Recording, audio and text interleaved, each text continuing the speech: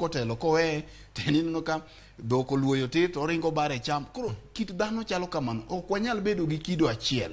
To gima ber ma Nyasaye odhi otimo godo, nomiyo thuolo omiyo dhano thuolo. Koro mana kaka koth chwe ne ng'at ma kite rach, mana kaka koth chwe e puoth ja Jubilee, mana kaka koth chwe e puoth ja ODM, e kaka Nyasaye nogo oyie mondo mi koth ochwe e puoth ja Kenya Kwanza. To bende Nyasaye mane giluoko, bende State House makoro giluoko ni, ka giwacho ni Nyasaye emoyie mondo William Ruto bed president, mamano to Nyasaye mong'eyo, nyaka wapar ni Nyasaye onogo bende mancha noyie mondo Uhuru Kenyatta obed ker ma pachoka.